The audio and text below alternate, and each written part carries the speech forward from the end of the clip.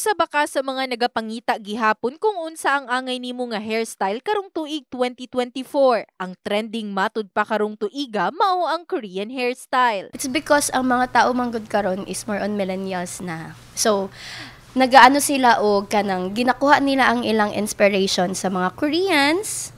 So, bisag unsa na ginadala sa mga client ng mga pictures, mga inspirational photo nila. So, ginagaya na mo.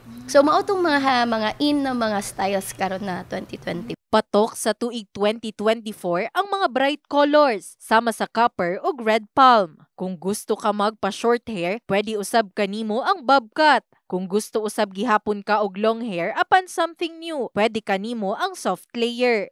Sa lalaki, uso matud pa karon ang Korean perm. Sa mga style sa hair, sa mga babae, most on short hair, the straight cut or the bob cut. Sa mga long hair is mga layered cut like Korean cut.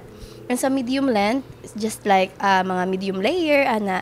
And sa mga lalaki is, ang in karon is ang kanang Korean perm sa lalaki na C-perm with a twist of flat ribbon sa side. Si Glory Foro sukad-sukad, karon pa lang usab na kasulay og bright hair color. Trend matud pa kini karon, rason nga nakiuso usab siya. Nag-move on pud ko. Wala lang, nakita lang gid ako nga uso siya karon. Try lang.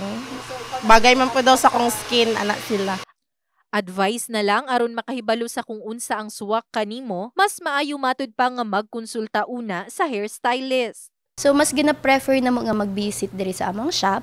So, at least ma-check na mo ang hair, makasuggest mi og unsa ang mas prefer, kay lahi lang jud og mag-inquire mo sa page, lahi ang nature sa hair sa gawas ug naa sa sulod. In the heart of changing lives. Kini si Brigada Liza Labajo sa Brigada News Jansan. Brigada News.